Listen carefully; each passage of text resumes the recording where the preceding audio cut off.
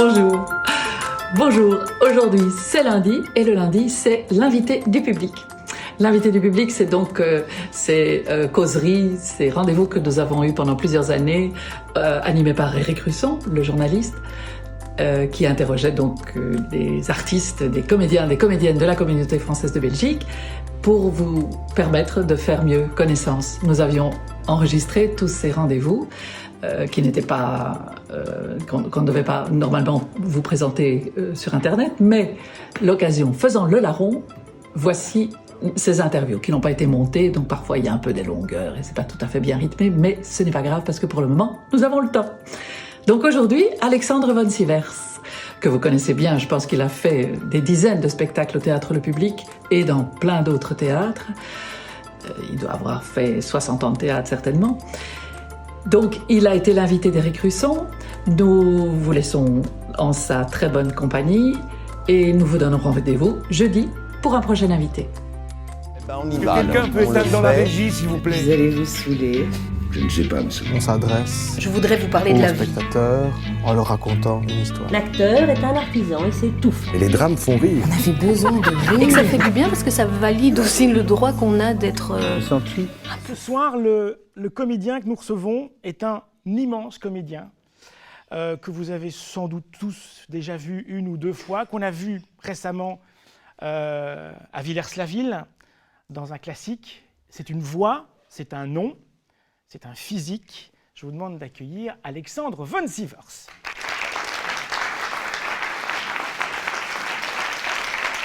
Bonsoir. Bienvenue. Vous êtes là? Merci. Bonsoir.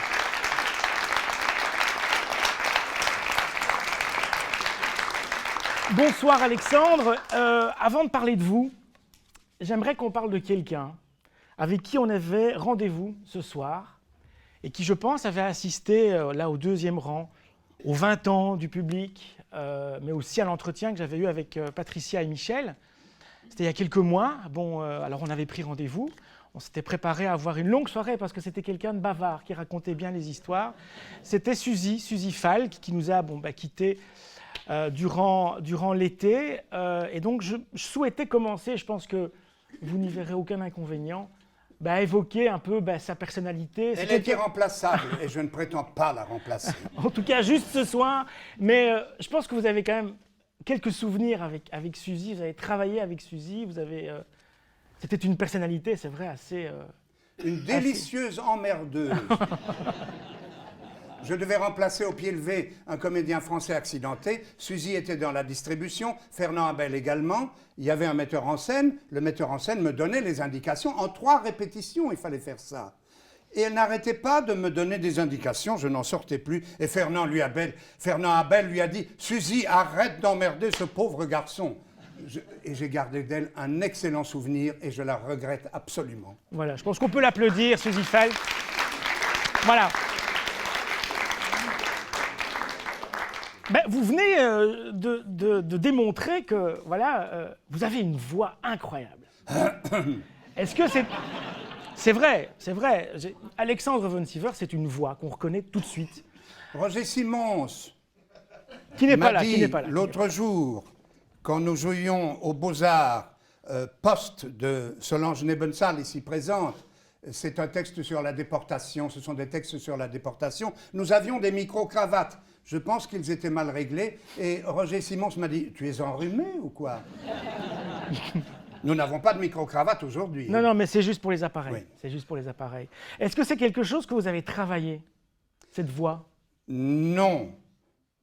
C'est-à-dire que mon professeur, Georges Génicaud, au conservatoire, dans les années 70, la première fois que j'ai ouvert la bouche devant lui, il m'a dit « Vous avez une très belle voix, seulement vous chantez. » Et le théâtre, c'est pas du chant, n'est-ce pas? Donc il m'a arrêté tout de suite en disant « Vous chantez !» Donc j'ai appris à devenir un peu plus modeste avec ma voix et un peu plus expressif. Ouais. C'est une vocation, ce métier, pour vous? C'est venu comment? C'est un désir qui m'habite depuis que j'ai l'âge de 11 ans, très exactement. Je me souviens très bien du moment où c'est arrivé. Il y avait des camarades à moi qui devaient jouer sur la scène, je ne sais plus très bien quoi, et je me dis pourquoi eux et pas moi? Donc ça a très mal commencé, vous voyez. Ça a commencé avec de la jalousie et de l'envie. Après, là aussi, j'ai appris à être plus modeste et à me dire que je n'étais pas le plus grand, puisque Bernard Marbet mesure 1,92 m. C'est vrai que c'est un grand comédien, Bernard Marbet, dans tous les sens du terme. Mais c'est facile de se dire à un moment donné qu'on a envie d'être à la place des autres et puis d'en faire un métier. Parce que c'est quand même... c'est pas la même chose. Mais quand j'ai eu cette illumination à l'âge de 11 ans, c'était vraiment l'envie de faire ce métier et pas de me mettre à la place de quelqu'un d'autre. Envie de faire le métier avec d'autres personnes qui allaient exprimer d'autres choses et que nous allions exprimer des choses ensemble pour le bénéfice du public qui est là et, je l'espère, de la société en général. Quand vous dites « j'avais envie d'être là à leur place », ça voulait dire quoi finalement? Je ne comprends toujours pas. Je ne sais toujours pas ce qui m'a poussé, mais je sais que ça n'a pas arrêté et que ça n'arrête pas parce que je n'ai jamais autant travaillé que depuis que je suis pensionné. Et donc je ne sais toujours pas ce qui est arrivé. Voilà. Simplement, je goûte le plaisir de continuer à le faire. C'est justement un travail qui est un travail de préparation. Hein. On entre dans un rôle, on apprend un texte. Et puis il y a ce moment magique qui peut durer entre 1 heure et 1h30, voire plus, qui est la rencontre avec le public. C'est ce moment-là, finalement, que vous recherchez? Plusieurs fois, j'ai observé que malgré notre long travail à table et malgré nos 6 semaines de répétition, on ne comprend la pièce que quand le public est là. C'est le public qui nous révèle le sens de la pièce. Le public a des réactions à des moments que nous n'attendions pas du tout. Et nous disons alors « Ah, c'est ça que l'auteur a voulu dire ». Donc le public est absolument essentiel. C'est cette rencontre-là. La première fois que je suis entré sur le plateau, c'était à Saint-Boniface, au collège Saint-Boniface, et c'était avec Pierre Laroche. Pierre Laroche avait monté Le Misanthrope de Molière, et moi je jouais là-dedans un tout petit rôle, le rôle de Dubois. C'est le domestique qui apporte un papier très important, mais qui l'oublie. Et quand je suis entré en scène, tout à coup j'ai senti un souffle qui venait du public comme ça. Mais un souffle, quelque chose de physique, ça doit être l'adrénaline. Hein. Mais c'est marrant parce que juste avant qu'on ne commence, on s'est croisés en coulisses, on s'est croisés en bas. Et dès que vous êtes sur scène, j'ai l'impression que vous êtes un tout petit peu quand même différent. Vous n'êtes pas l'Alexandre von Sivers, même si c'est vous qui... Je peux lire un petit billet? Oui. Parce que vous n'êtes pas le seul à avoir des copions. Ce que vous dites me rappelle une critique qui figurait dans Le Pan, le journal Le Pan, en 1974. C'est pas long, hein, je peux la lire. Non, allez-y.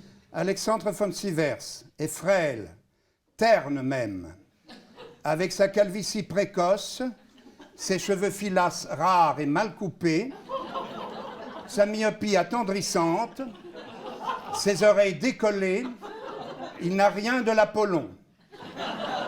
Et pourtant, une fois en scène, il se métamorphose. Ça répond à la question. Mais là, vous n'êtes pas en train de jouer, là. On est en train de parler et j'ai l'impression que le fait même de vous retrouver ici, devant un public, avec des éclairages assez chauds d'ailleurs, ça vous transforme quelque part. Ça, c'est le cabotinage. Hein. Tout cabot aime bien être en scène et être vu par un public, même s'il fait semblant d'être modeste.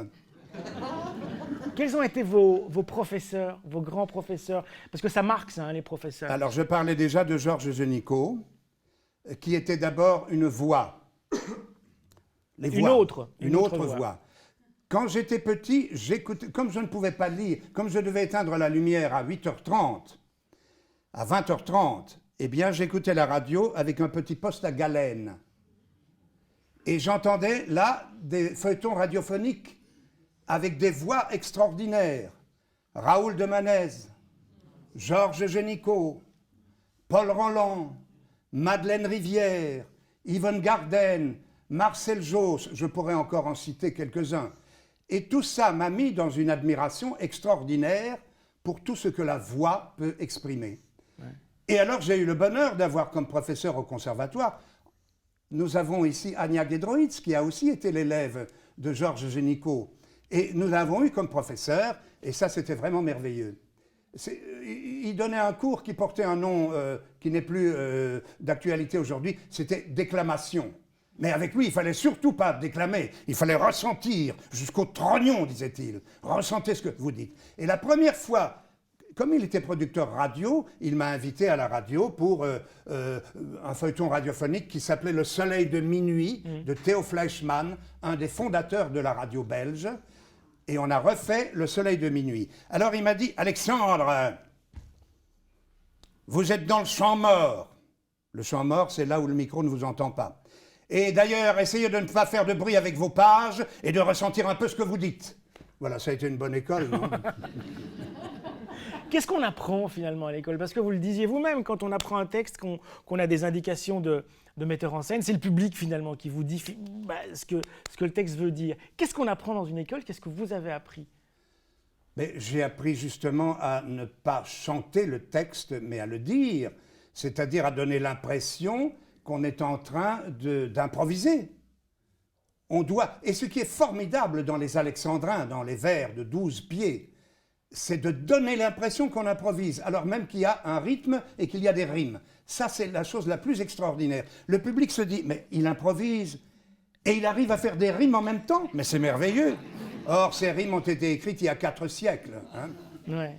Voilà, c'est ça qu'on apprend, ou qu'on est censé apprendre au conservatoire. En tout cas, c'est ça que Georges Génicaud m'a appris, et aussi Claude Estienne, qui était notre professeur d'art dramatique, et qui était en même temps directeur du Rideau de Bruxelles. Ouais. Vous avez une anecdote avec Claude Estienne et une cigarette de Prince. Oh! Claude Estienne était absolument, je vais employer un mot qui n'est pas joli, mais ça le décrit, obséquieux avec les grands de ce monde. La reine Fabiola était venue voir une représentation de l'école des femmes. Anya Gedroitz jouait Agnès, Claude Estienne jouait le vieux Barbon, n'est-ce pas? Et moi, je jouais Henrique, le père qui tombe du ciel et qui arrange tout à la fin.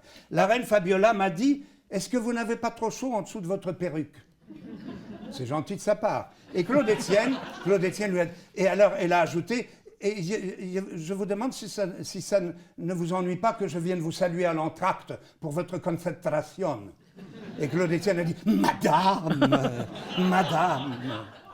Et alors, il y a une anecdote que m'a racontée André Gille, aussi un ancien du Rideau de Bruxelles. Il m'a dit, un jour, Claude Estienne recevait Albert, prince à ce moment-là, et le prince Albert voulait arrêter de fumer. Il avait donc toujours une cigarette à la main, mais il ne l'allumait pas. Et il se promenait toujours avec sa cigarette, et Claude Estienne était à côté de lui avec un briquet, et même derrière son derrière.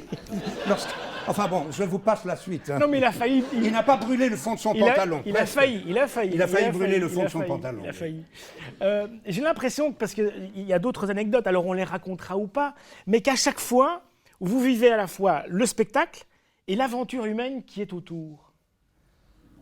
C'est ça qui m'a incité à faire comme fait Toussaint Colombaioni, ici présent, à filmer ce qui se passe dans les coulisses.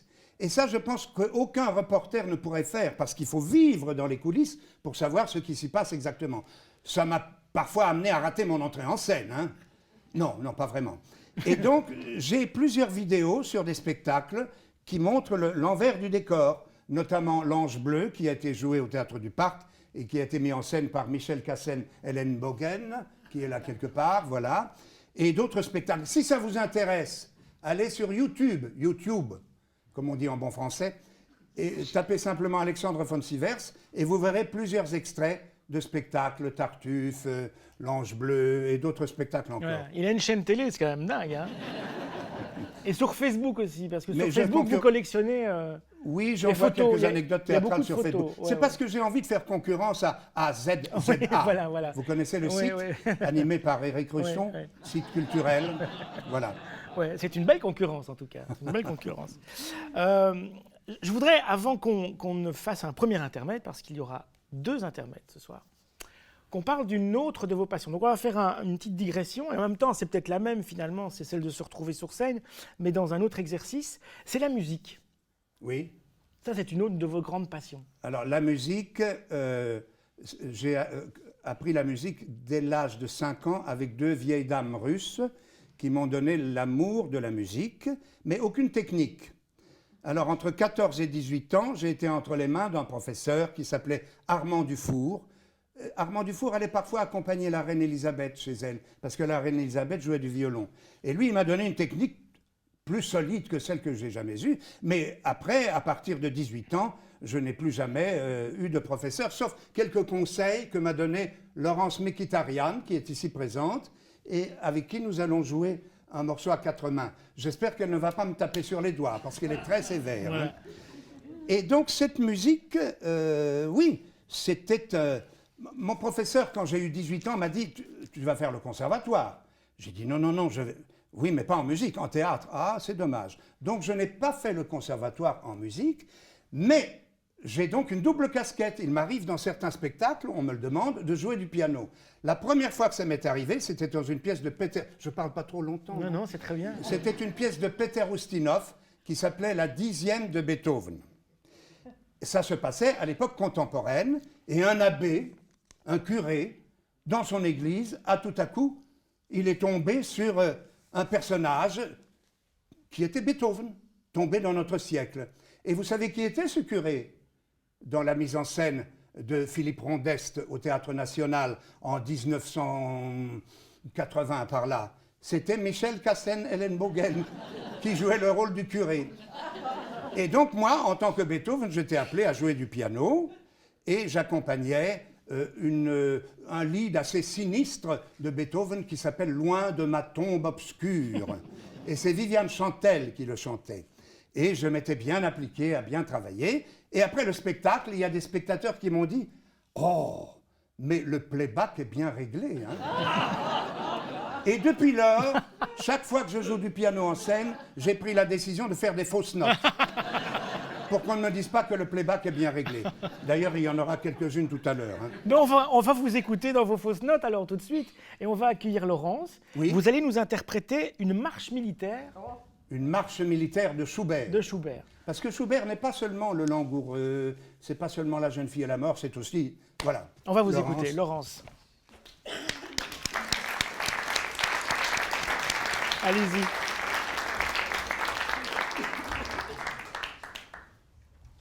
Ne sois pas trop sévère avec moi. Tape jamais sur les doigts. Non. C'est vrai, hein? C'est vrai, oui, oui.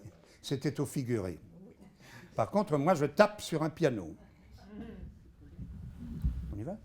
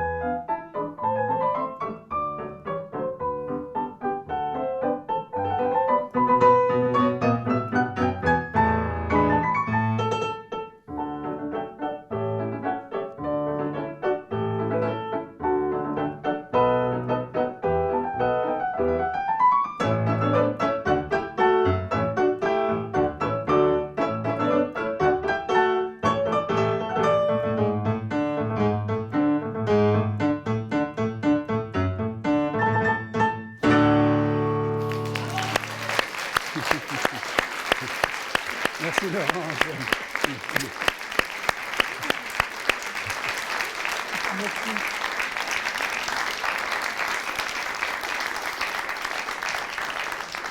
Voilà, donc Laurence Nekitarian, qu'on retrouvera tout à l'heure pour Pour tourner les pages. pour tourner les pages. Voilà, pour le deuxième intermède. Quand vous êtes sur scène dans un exercice comme celui-là, quel est le plaisir que vous avez par rapport au plaisir du comédien?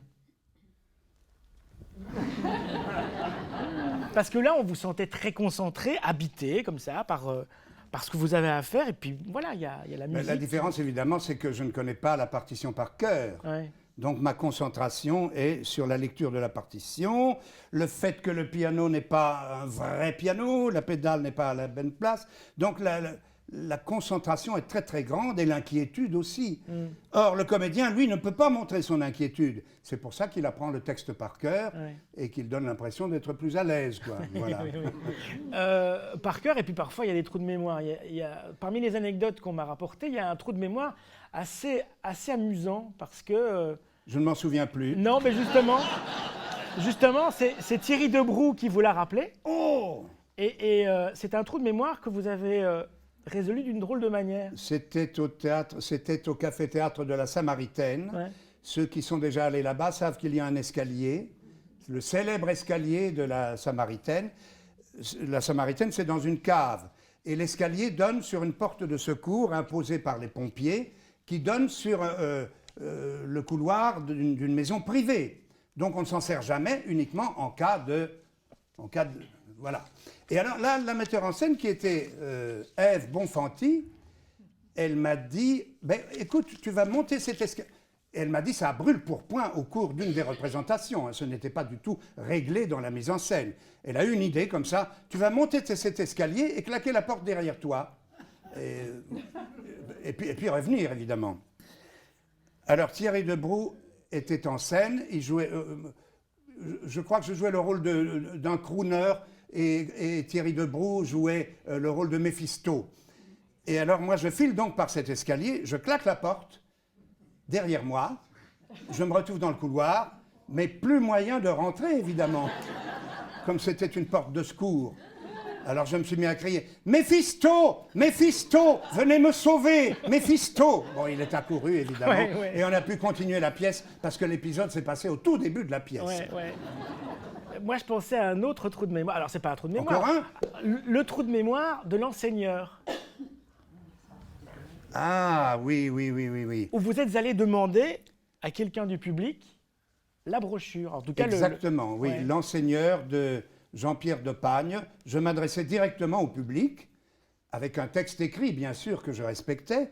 Et puis, je pédalais dans la choucroute et j'ai demandé, y a-t-il quelqu'un dans la salle qui a la brochure? Qui avait acheté le texte, qui était en vente. Et quelqu'un m'a tendu le texte, j'ai regardé et puis j'ai continué. Voilà. Mais c'est passé comme une lettre à la poste. Mais oui, puisque le rôle me permettait, étant donné que je faisais semblant d'être le personnage. Enfin, c'est vrai que quand on joue un personnage, on fait toujours semblant d'être le personnage. Oui, c'est ça. Oui. C'est un peu schizophrénique hein, comme métier. C'est un peu schizophrénique, oui. Cela dit, je vais bien. Hein. Oui. C'est on vient de l'évoquer, l'enseigneur, c'est un des rôles qui a compté dans votre parcours, le texte de Depagne? Oui, parce qu'on l'a joué pendant 6 saisons consécutives. Alors, bien sûr, c'est dû à mon extraordinaire talent, mais c'est dû aussi au fait qu'il n'y a qu'un personnage en scène et ça coûte moins cher de le faire tourner. Hein. Et si le texte est bon, et le comédien aussi, ça peut tourner longtemps. Ça a eu autant de succès que ça a été repris par Jean Piat, qui a joué le même texte sous le titre de « Prof », tout simplement. Et ça a été mis en scène par Jean-Claude Idé. Je n'ai pas vu le spectacle avec Jean Piat, donc je n'ai aucun jugement là-dessus. Ouais.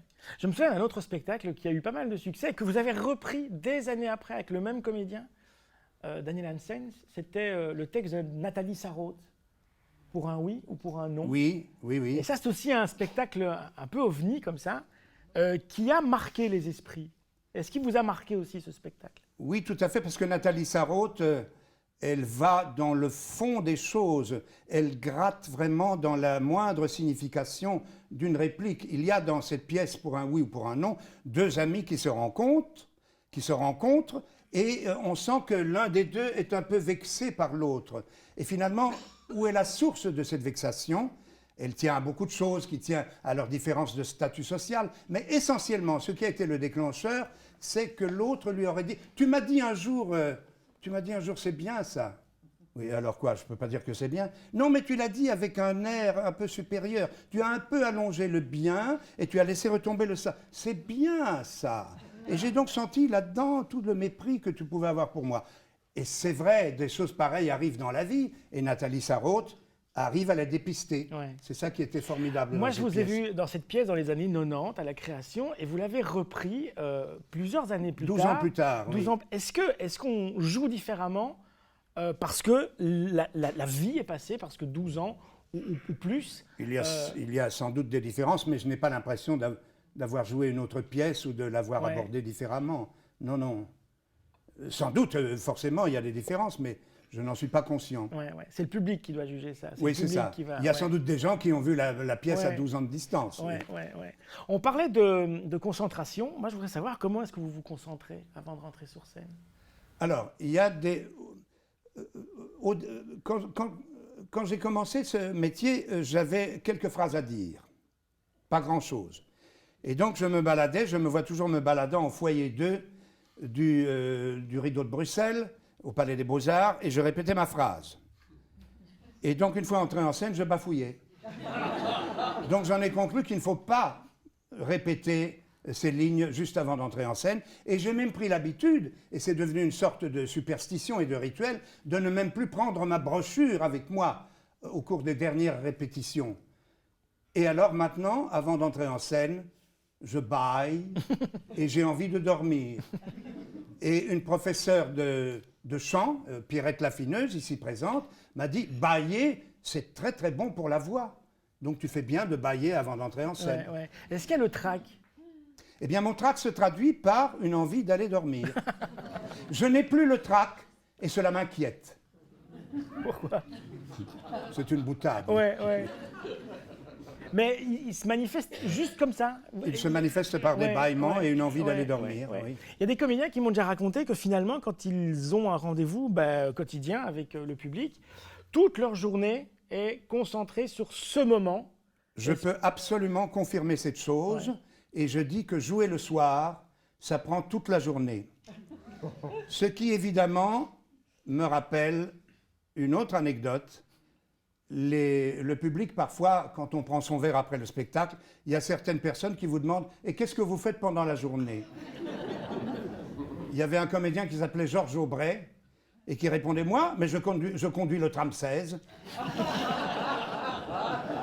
Et la même personne, parfois, peut vous demander après « Comment vous faites pour retenir ce texte ?» Est-ce que ces deux questions ne sont pas contradictoires? Qu'est-ce que vous faites pendant la journée et comment vous faites pour retenir ce texte? Mais avant, je répondais très obligeamment, mais on étudie, vous savez, ça n'entre pas tout seul. Maintenant, je ne prends plus cette peine-là, je dis, bon, il y a des pilules pour ça. On va revenir un petit peu sur le parcours. On a parlé des professeurs. Moi, je voudrais parler des metteurs en scène qui vous ont accompagné. Je déteste les metteurs en scène, sauf Michel Cassen-Ellenbogen ici présent.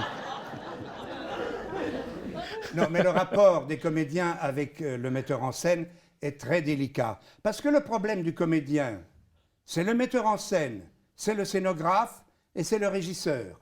Le problème du metteur en scène, c'est les comédiens, le scénographe et les régisseurs. Enfin, chacun est le problème de tout le monde. Et tout ça doit s'harmoniser. Et le travail d'harmonisation de toutes ces énergies en puissance, c'est le travail du metteur en scène. À part le fait qu'il a des idées, bien sûr, des idées de déplacement. Ah, à ce propos, j'ai encore une citation de David Mamet. David Mamet, c'est un auteur dramatique américain qui a écrit Ma vie est au théâtre, et il a écrit des petits opuscules sur l'art du théâtre, le travail de l'acteur. Et il dit ceci, Stanislavski, Stanislavski, c'est lui qui a ce grand metteur en scène russe qui est mort en 1938 et qui a laissé des livres sur la formation de l'acteur et qui parle beaucoup d'intériorité, tout ça. Bon, David Mamet, il dit, Stanislavski, ça ne sert à rien, oubliez. Quant au metteur en scène, il devrait bien sûr fixer les intentions du texte, les intentions profondes, Puis, il doit faire une mise en place, et quand il a fait tout ça, il n'a qu'à aller fumer une cigarette. Donc, je veux dire par là que le metteur en scène est absolument essentiel, mais il y a des metteurs en scène qui parfois sont trop pointilleux, qui veulent vous modeler comme de la pâte. Et je n'aime pas très fort être modelé. Je préfère être inconsciemment dirigé, et un bon metteur en scène, c'est celui qui obtient des résultats de l'acteur sans en avoir l'air. Et ça, c'est un peu le cas de Michel Castelnau. C'est le seul apparemment. Oui. Non, mais j'ai beaucoup aimé travailler avec Frédéric Latin, avec Adrian Bryan, avec Éric de Starck. Voilà, ce sont des metteurs en scène que j'apprécie beaucoup. Ouais. Moi, j'ai l'impression... Il y en a d'autres. Hein. Ouais, peut-être dans la salle, d'ailleurs. Moi, j'ai l'impression que vous êtes un des comédiens qui n'appartient pas à une famille de théâtre en Belgique, ou alors il appartient à toutes les familles. Je vous ai vu dans des spectacles, dans des classiques, dans des spectacles très contemporains, dirigés par plein de monde, parfois aux antipodes, et je me demandais si c'était une volonté de votre part d'être... Ça n'est pas ma faute, hein. Ouais, avec sa calvitie précoce, ses cheveux filâtres. Ouais. C'est pas ma faute si on m'engage. Sans doute que j'ai un physique intéressant et une capacité de comprendre les textes et de les traduire. Mais je n'ai jamais cherché à faire quelque chose. Ça me fait penser à un mot de Charles Dulin. Charles Dulin, qui avait dirigé le théâtre de l'Atelier avant-guerre et qui est dans d'anciens films français. Charles Dulin, il disait, à propos d'arrivisme, n'est-ce pas? Il disait, ah, un tel est arrivé, mais c'est qu'il n'allait pas bien loin. Donc moi, je suis arrivé à quelque chose, mais je n'ai jamais poussé la charrette, quoi. J'ai toujours été heureux qu'on me demande, quoi, et voilà, c'est comme ça. Ouais. Il y a quand même des familles dans lesquelles vous êtes plus heureux qu'ailleurs, ou alors vous allez puiser finalement votre bonheur dans tous les textes qu'on vous a proposés, avec les comédiens qu'on vous a proposé aussi de... Ou dans les pas-textes. Ouais, ou dans les pas-textes. Parce que Thierry Debroux, quand on a joué avec lui Crooner, le texte n'était pas écrit. La pilule verte montée par Martin Weikart en 1981, il n'y avait pas de texte non plus. Et ça a été mon grand plaisir dans la pilule verte de supprimer le texte qu'elle avait écrit, que je trouvais un peu trop sophistiqué. Elle a été d'accord, évidemment. Il y avait quelques phrases. Donc il y avait un metteur en scène qui arrivait dans la caserne d'Ailly abandonnée et ses comédiens n'arrivaient pas. Il était perdu et il se mettait à raconter lui-même l'histoire, Grâce et épouvantail ou la pilule verte de Witkiewicz. Et il y a un veilleur de nuit qui arrive et qui dit « Qu'est-ce que vous faites ici? Qu'est-ce que ces gens font là? Sortez tous !» Et le metteur en scène l'entraîne dans son jeu et lui fait jouer la pièce. Alors moi, qui étais catalogué à ce moment-là comme un comédien de texte, intellectuel, mon plus grand plaisir dans ce rôle-là du veilleur de nuit était de lire un texte auquel je ne comprenais rien du tout. Voilà. Je lisais même les didascalies avec beaucoup d'expression. Qui vous a catalogué comédien intellectuel, comédien à texte? Qui vous a mis dans cette catégorie-là? Je ne pense pas qu'on m'ait catalogué, mais il est vrai que pendant les 10 premières années de ma carrière, j'aime pas ce mot-là, je n'ai jamais joué au Théâtre National. À tel point qu'un critique s'en est ému, Jacques Isler, et il m'a demandé pourquoi, comment ça se fait que vous qui êtes connu pour travailler uniquement dans les jeunes compagnies de l'époque, Van Kessel, Rogiers,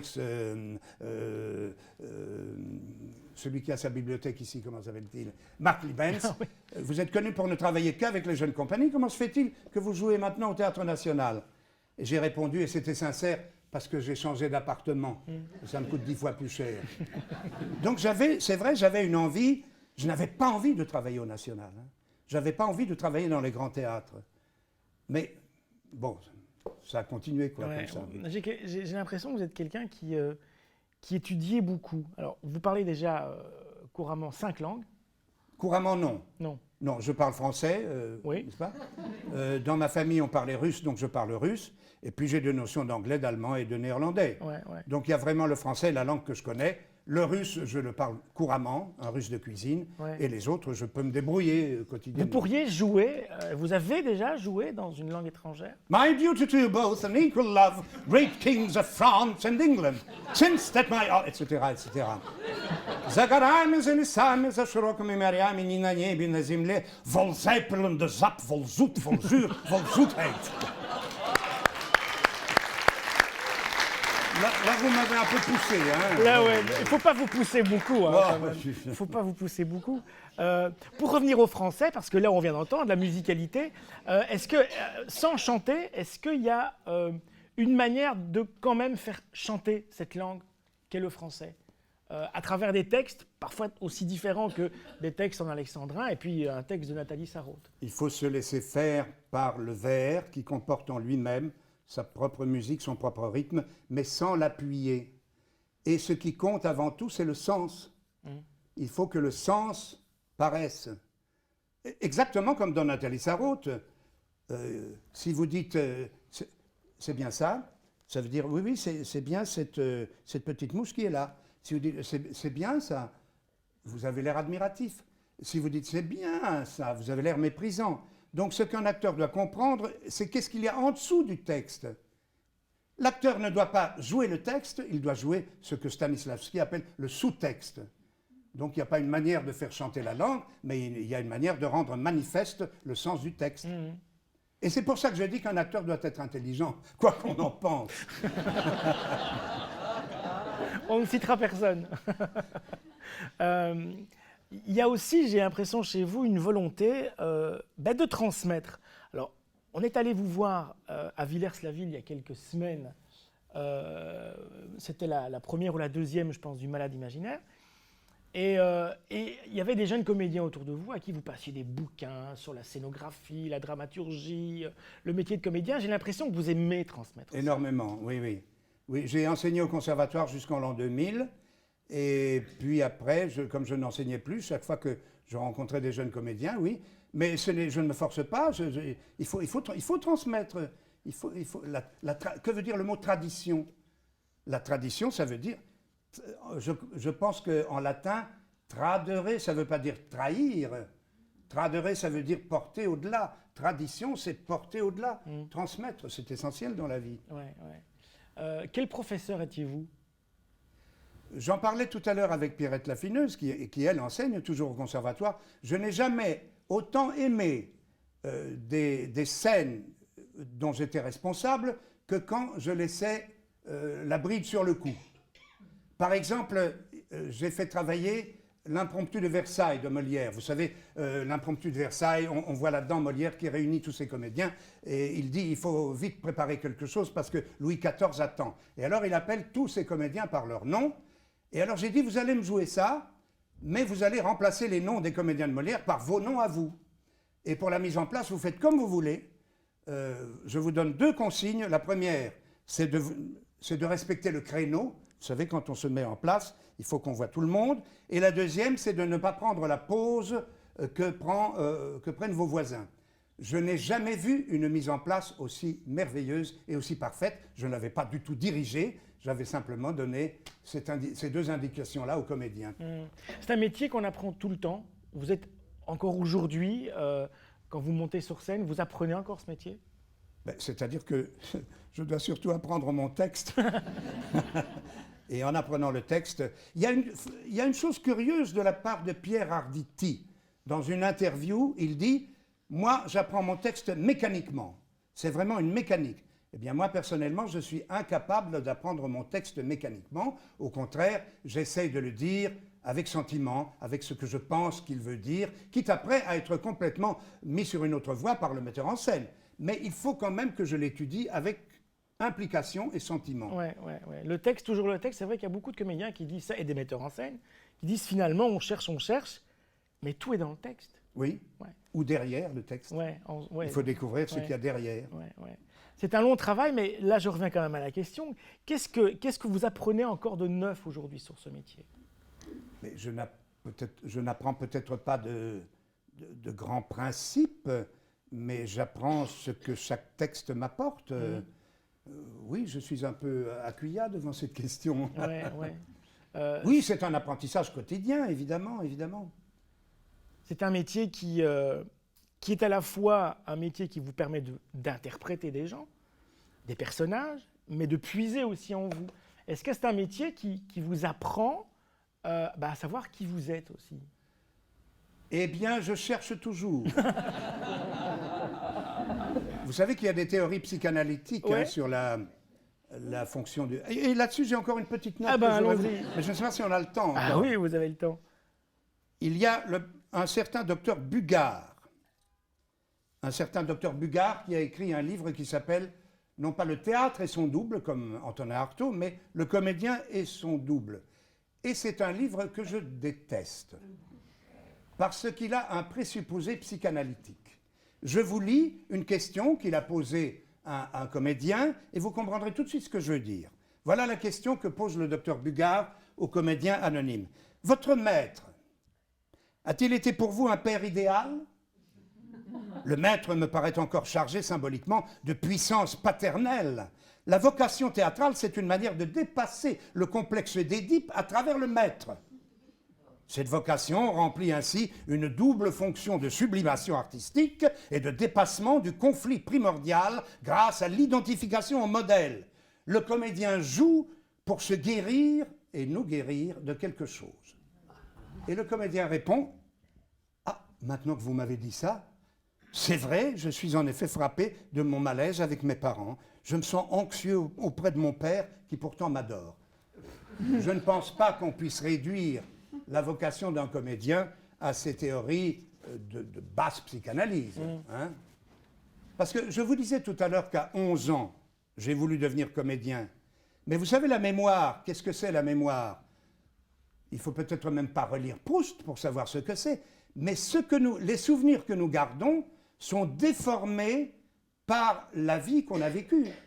Ce qu'on se souvient n'est peut-être pas du tout la réalité. Alors, si je vous ai dit que je me souviens à 11 ans d'avoir voulu faire du théâtre, si j'étais devenu pilote de chasse, j'aurais certainement retenu que pendant mon enfance, j'ai joué avec des avions, n'est-ce pas? Donc, il ne faut pas accorder trop d'importance à ces théories psychanalytiques sur la vocation du comédien. Ouais. Malgré tout, vous êtes un être humain avec son passé, ses journées qui peuvent bien se passer ou mal se passer. Est-ce qu'à un moment donné, vous sentez que Alexandre von Sivers s'efface au profit du personnage que vous allez interpréter le soir, et puis le contraire aussi? Est-ce qu'il y a des personnages qui sont plus difficiles à quitter que d'autres? Non, je pense que on reste toujours soi-même quand on est en scène, même si on joue des rôles excessifs. Et une fois qu'on sort de scène, on abandonne tout à fait le personnage. Je ne pense pas qu'on s'identifie à son personnage. D'ailleurs, le personnage n'existe pas.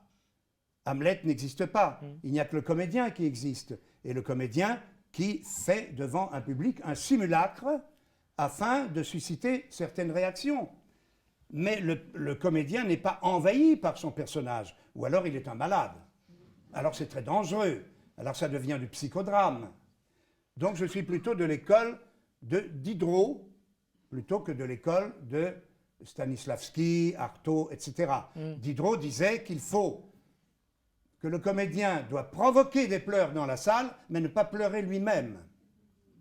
En même temps, les rôles s'accumulent dans un parcours, on n'aime pas le mot carrière, mais les rôles s'accumulent et viennent se nourrir finalement, et viennent vous nourrir, et puis nourrir les rôles qui viennent ensuite. C'est quand même, on peut appeler ça l'expérience.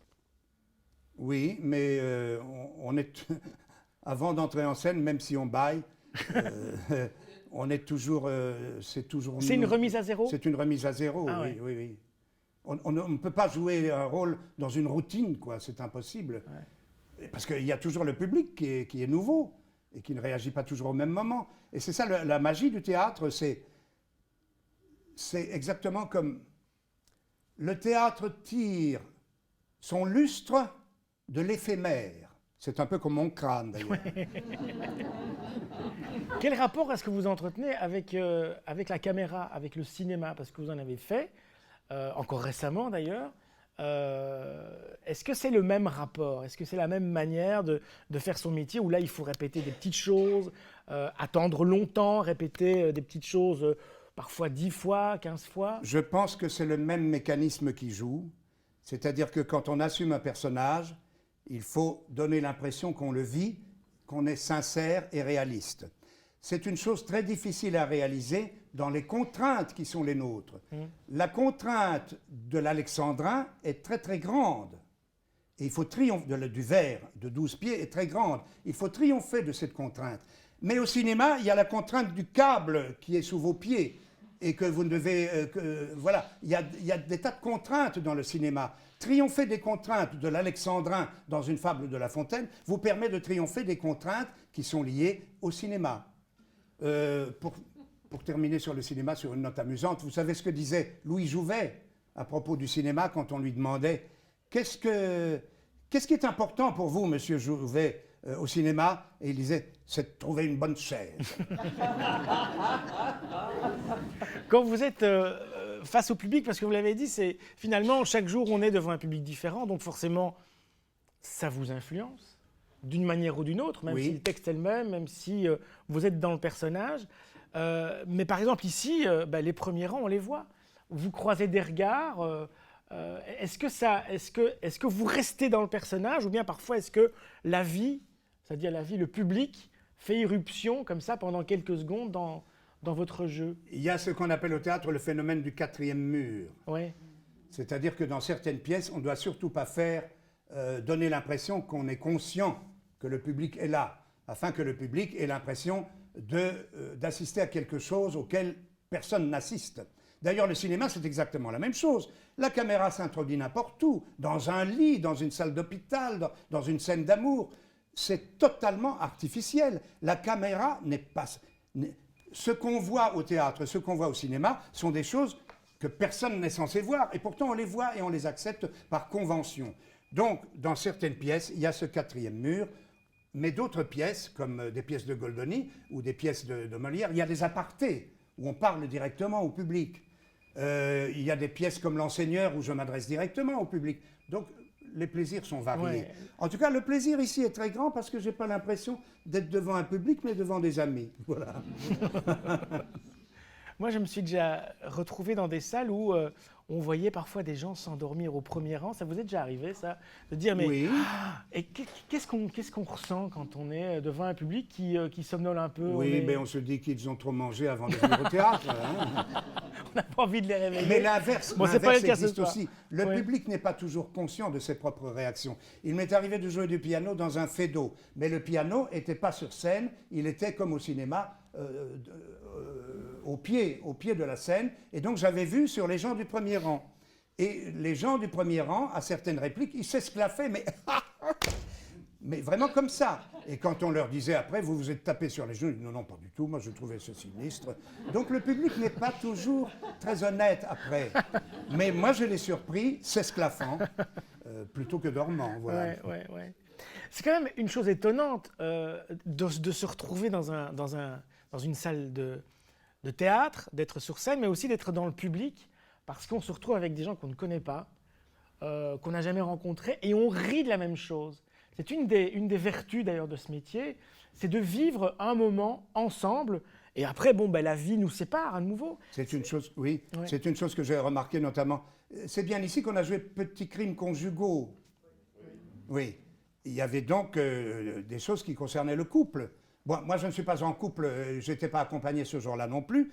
Donc, Or, j'observais le public, les couples se regardaient à certaines répliques, soit avec un sourire qui signifiait « Ah, c'est comme ça chez nous aussi », soit avec réprobation, comment ça. Voilà, donc on voit très bien les interréactions du public, et je m'amusais à les observer. Dans Petits crimes conjugaux, par exemple. Voilà. Ouais. C'est ce moment-là que vous aimez, que ce soit dans la salle ou sur scène, ce Mais moment de... Alors, je ne sais pas si c'est de la connivence. C'est mais la participation. Ouais. Je n'ose pas dire la fusion, mais c'est quelque chose qui va de la participation à la fusion. Ouais. C'est ça qu'on aime au théâtre, bien sûr. Oui. C'est une histoire d'amour aussi, hein, donc il y a peut-être des soirs où ça se passe moins bien. Oui, ça arrive. Quand ça on arrive, sort de oui. scène après une... On est parfois malheureux, Ouais, oui, mais pas trop souvent. Ouais. Parce que c'est un métier où on peut se retrouver sur scène, être applaudi, quand je dis sur scène, parfois seul sur scène, et puis se retrouver une demi-heure après, seul. Ce décalage comme ça, c'est parfois dur à vivre. Oui, est-ce qu'il n'y a pas un film là-dessus tout à fait récent? C'est possible. Sur le comédien qui n'est... Je ne l'ai pas vu ce film, hein, mais c'est un comédien qui n'a plus de succès, qui se trouve seul. C'est un oiseau, il jouait le rôle d'un oiseau. Ah oui, ça ne vous dit rien? oui. Oscarisé, oui, je ne sais plus ce que c'est, je n'ai pas vu le film. Birdman. Birdman, oui, on m'en a parlé et je compte aller le voir. Parce que ça parle un peu de cette chose-là. Ouais. Le Moi, comédien on m'avait parlé de ces gens qui font du stand-up ou des spectacles comiques, qui font tout le tour de la France, qui, voilà, après avoir été applaudis, autographes, photos, etc., se retrouvent dans un petit hôtel tout seul ou alors à manger dans un resto. C'est vrai qu'il y a un décalage parfois, non, dans ces En tout cas, je dans ce dois métier. dire que pendant la pièce L'Enseigneur, où j'étais seul, Ouais. eh bien, c'est assez sinistre d'être tout seul dans sa loge, hein. Il vaut beaucoup mieux Ouais. jouer dans une grande équipe et être entouré de camarades, ça c'est Ouais. évident. Malheureusement, les grandes équipes aujourd'hui, c'est un peu difficile. Oui. Et je voudrais qu'on parle un petit peu d'une autre casquette que vous avez, en tout cas de cette réputation et de ce rôle que vous avez, et que le grand public sans doute ne connaît pas, c'est que vous êtes très attentif au côté social de ce métier, avec quelqu'un d'autre un autre comédien qui s'appelle Nicolas Donato. Vous avez encore, je ne sais pas si vous l'êtes toujours, mais pendant de longues années, Oui. vous avez été syndicaliste. Oui, je fais encore partie d'un comité syndical. Ouais. J'ai été élu par une assemblée générale en même temps qu'une vingtaine d'autres personnes pour constituer ce comité syndical. J'ai donc été élu le 20 février dernier et j'ai bien annoncé que c'était la dernière fois, hein. Mais il faut dire que j'avais déjà fait ça précédemment. Je pense qu'il y a un moment où il faut partir sans se laisser faire par « mais non, il faut que tu restes ». Voilà. Alors, ce que je voudrais dire, c'est que ce qui me motive en tant que comédien, et tous les autres comédiens, et tous les gens d'esprit, et tous les artistes, ça passe par l'admiration. Je vous ai parlé de l'admiration que j'avais pour les voix de Georges Génicot, Raoul de Manès, l'admiration qu'on a pour les grands textes, pour Molière aussi. Mais il y a un autre moteur qui est celui de l'indignation. Nous faisons ce métier qui est nécessaire au public, nécessaire à la société, et nous nous rendons compte que les gens qui exercent ce métier sont méprisés par les lois et les règlements qui existent dans notre pays. Et peut-être dans d'autres pays. En France aussi, vous vous rappelez peut-être en été dernier la contestation des intermittents du spectacle à Avignon. Mais il faut bien dire que les troupes, ça n'existe pas. Oui, peut-être la Comédie Française. Il n'y a pas de troupes. Donc les comédiens font partie d'un immense volant d'emplois dans lesquels les productions viennent pêcher selon la nécessité des distributions. Et donc la notion de chômage est essentielle dans nos métiers. Nous ne pourrions pas survivre s'il n'y avait pas la législation chômage.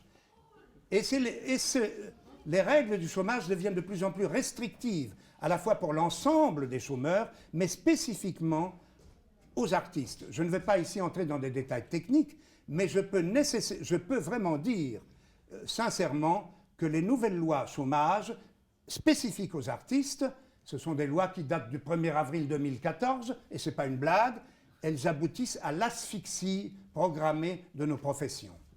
Je n'entre pas dans les détails, ça deviendrait trop technique. Non. Et donc, cette indignation fait qu'il faut combattre, quoi, hein. Ouais, moi, je me souviens de vous avoir reçu il y a quelques années, parce qu'il y avait, je crois, une grève des étudiants au conservatoire, et vous vous étiez retrouvé sur un plateau de télé face à un ministre de la culture de l'époque. Il s'appelait Bertouille, et on disait « Bertouille, on a raté ». Ouais, c'était un autre ministre. Ah oui, c'était Richard Miller. celui qui a donné les premiers subsides à ce théâtre-ci, n'est-ce pas? C'est Richard Miller. Oui, voilà, Richard Miller.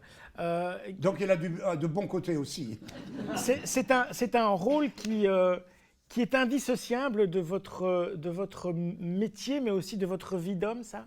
Cette indignation, cette volonté de faire en sorte que les gens de ce métier puissent vivre dignement. En tout cas, le métier et la vie d'homme, pour moi, ça ne fait qu'un. Ouais. Peut-être que ce n'est pas comme ça dans toutes les professions, mais moi, je n'ai pas l'impression de faire un métier. Enfin, je ne sépare pas ma vie d'homme de ma vie professionnelle. C'est la même chose. Et donc, quand on est agressé et qu'on sent une agression, forcément, il faut se défendre avec les moyens dont nous disposons. Ils ne sont pas très grands. Je vous ai vu dans plein de rôles récemment, et puis il y a déjà quelques années. On a parlé de l'un ou l'autre emploi. Quels sont les grands textes que vous gardez en mémoire, les grands Un des rôles? plus grands textes, évidemment, c'est celui avec lequel j'ai découvert Molière.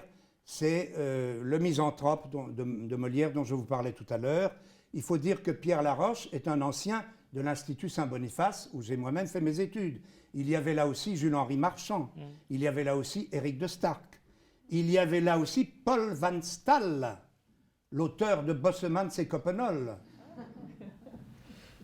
Voilà, C'est donc un bon vivier. donc c'est un creuset, Ouais, oui. ouais, ouais. Et donc ma découverte du théâtre, ça a été à travers Le Misanthrope Ouais. de Molière, monté par Pierre Laroche. Et les grands auteurs russes.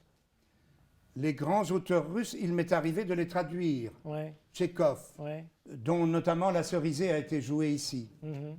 Voilà. Alors il y a même eu un voyage à Moscou de toute l'équipe de La Cerisée, auquel malheureusement je n'ai pas pu participer. Ouais. Mais il paraît que la vodka était vraiment très bonne. Hein. Oui. Est-ce que vous avez des affinités quand même avec certains auteurs, plus qu'avec d'autres?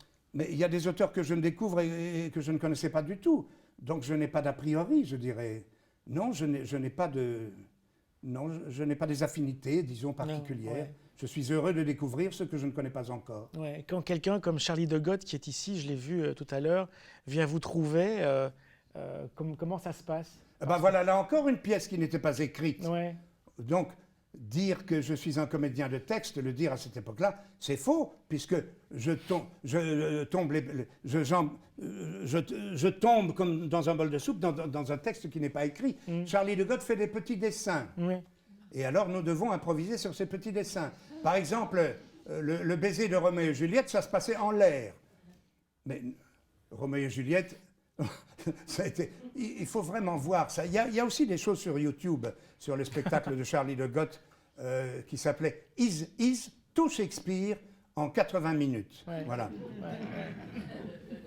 C'est un monde complètement... Voilà, on connaît le monde de Charlie, un monde un peu absurde, surréaliste, Je sais pas mais où qui... il est là, il est juste là. Il est juste là, Ah oui. Charlie de Gaulle. Salut Charlie. Et c'est vrai qu'on se dit, est-ce que le plaisir du comédien est le même de se retrouver dans un monde comme celui-là et puis de se trouver dans quelque chose de plus classique ou de... Au début, c'est inquiétant. Parce qu'on se demande qu'est-ce qu'on va faire. Ouais. Alors on dit à Charlie, mais donne-nous une partition. Mais finalement, ça s'élabore petit à petit. On trouve un fil conducteur et le plaisir de trouver des choses qui n'étaient pas écrites et donc de collaborer en quelque sorte à l'écriture devient plus grand que de se retrouver devant un texte qui est déjà écrit. Ouais. Il y a des comédiens qui aiment bien se mettre en danger. Est-ce que c'est votre cas? Est-ce que vous cherchez les expériences un peu dangereuses ou bien Non, je n'ai pas l'impression de jamais me mettre en danger. Je me mets en plaisir et non pas en danger. Ouais. Oui. Comment se passe une journée d'Alexandre von Sivers quand il a un rendez-vous à 20h30 ou 19h avec le public? Toutes les journées sont différentes parce qu'il y a du doublage, il y a des tournages, il y a des castings, il y a des rencontres syndicales. Mais ces temps-ci, mes journées sont assez simples. C'est-à-dire qu'il se fait que pendant une semaine, la semaine qui vient, je n'ai pas d'obligation de répétition ni de rendez-vous. Par contre, j'ai une obligation d'étude de texte. Et alors ça, il faut le prendre très sérieusement. Sur ma brochure, je mets la date à laquelle je dois avoir terminé les 15 lignes et je constate que je suis très en retard. Donc la semaine prochaine va me permettre de rattraper ce retard. Ouais. Voilà. Avec une discipline, c'est un métier qui demande une discipline? Absolument, la discipline justement de numéroter ses pages et de mettre une date. Ouais. Mais au-delà de cette discipline-là, enfin, c'est aussi une discipline de, voilà, on a ce rendez-vous et puis il y a tout ce qui vient autour, quoi. C'est un métier qui demande... Est-ce que vous avez une discipline, vous, par rapport à ce métier? Mais il se fait que la semaine passée, j'étais très occupé, j'ai donc pris un retard dans mon étude de texte. Ouais. Mais si je n'avais pas les petites marques au bas de ma page, je ne saurais même pas que je suis en retard. C'est comme les horaires de train, s'il n'y avait pas d'horaire, on ne saurait jamais qu'ils sont en retard. C'est exact. La question était idiote. Donc voilà, c'est ça la discipline. On va terminer, comme on a presque commencé cet entretien, en musique. Vous l'avez déjà évoqué, Pierrette Lafineuse va nous rejoindre. C'est quelqu'un avec qui vous avez déjà fait des spectacles. Oui, j'ai eu le bonheur d'accompagner Pierrette Lafineuse dans un spectacle qui s'appelait Tellement innocente et qui ne comportait que des chansons grivoises. Cela dit, maintenant, Pierrette ne va pas vous chanter une chanson grivoise. Pierrette va chanter Perrette et le pot au lait de La Fontaine, mis en musique par Jean-Sébastien Bach. Eh bien, Non, pardon, par Offenbach. Oui. Eh bien, on vous écoute. Pierrette la Fineuse.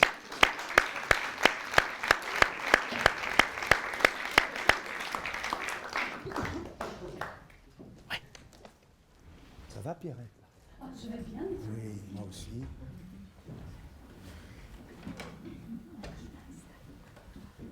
Ça va? Je fais quelques petits accords d'abord pour voir si le piano répond de la manière voulue. Le volume, oui. Ce n'est pas trop fort, ça? Je réduis encore un petit peu. Voilà.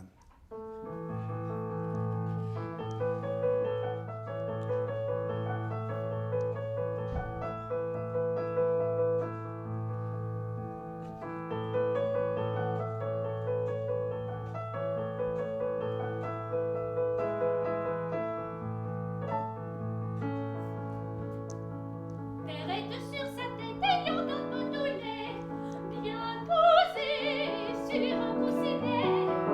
Prétend est arrivé sans encombre à la ville, légère et pourvêtue, elle allait à grands pas.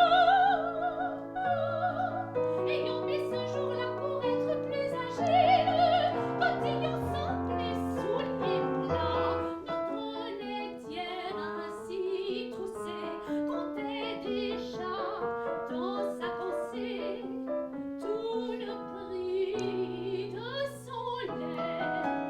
On employait l'argent, achetait dans son dos, faisait triple couvert. La chose allait à bien par son soin diligent. La chose allait à bien par son soin diligent.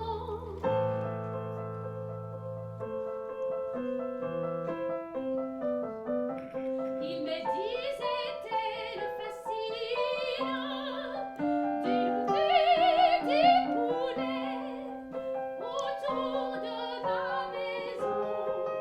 Le renard sera bien habile s'il ne m'en laisse assez, s'il ne m'en laisse assez pour avoir un cochon. Le porc à s'engraisser coûtera peu de sang.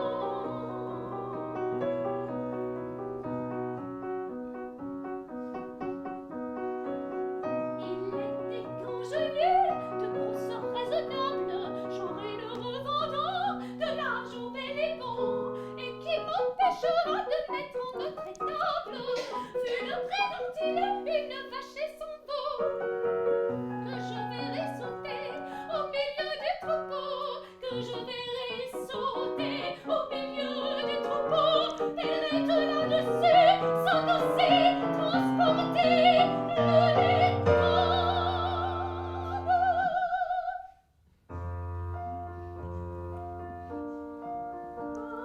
Adieu,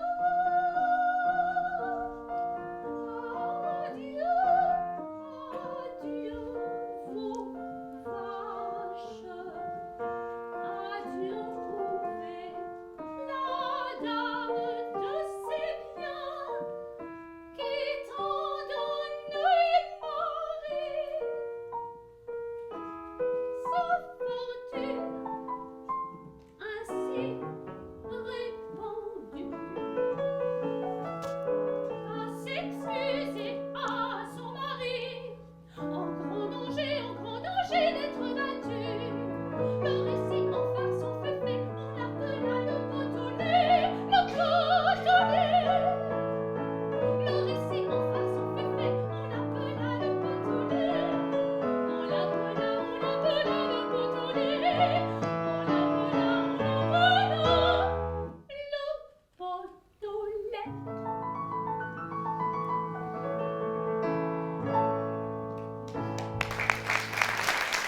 Merci. Merci, Pierrette. Voilà. Merci beaucoup. Merci, Merci. Alexandre. Merci Pierrette. Merci Laurence. Merci de cette interview très stimulante. Merci. Bonsoir. Et à la prochaine fois, donc, On retourne dans avec notre Sam monde. Kouzani. Vous savez,